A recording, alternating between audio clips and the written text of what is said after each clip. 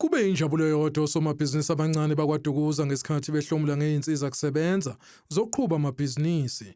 Imeya kaMasipala uKhansela uSiduduzo Gumede uthi okujabulisa kakhulu ukuhlomula kwentsha. Sibonile-ke lapha ukuthi kube khona abahlomulile ukuthi bakwazi ukusizakala emabhizinisi ahlukene, abanye abenza iy'nwele, ama-hair salon, abanye abathungayo, abanye bakwi-construction, abanye bafisa ukuthi bangene kwezolimo. Namhlanje-ke bebezozuza laba abaphumelele.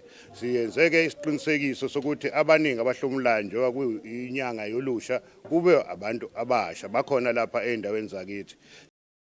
UGumede uthi ngalolu hlelo bahlose ukubeka osomabhizinisi bendawo esicongweni njengoba sekuyiminyaka bethuthukisa osomabhizinisi. Ukuthi-ke senze uhlelo lokuthi siqhubeke-ke sibheke ukuthi lolu hlelo uhamba ngendlela okuyiyona ukuze nangokuzayo amabhizinisi lawa esiwaxhasayo senze isiqinisekiso ukuthi ayathuthuka abe makhulu.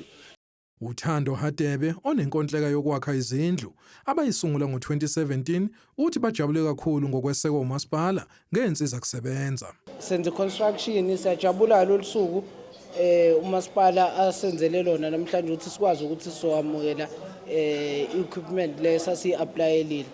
Uhlengiwe Gumede onebhizinisi lokucwala izinwele uthi manje usezovula amathuba omsebenzi. Kuzongilekelela ngokuthi ngizokhona uku-recruiter more clients because into engidingayo kakhulu ukuba nama-clients nje amaningi ukuze ngizokwazi to maintain izinto ey'ningi. Lo mcimbi ububanjelwe ehholo lakwaDukuza kanti iningi losomabhizinisi selibheke ukuthuthukisa umnotho wendawo nokudala amathuba omsebenzi entsheni.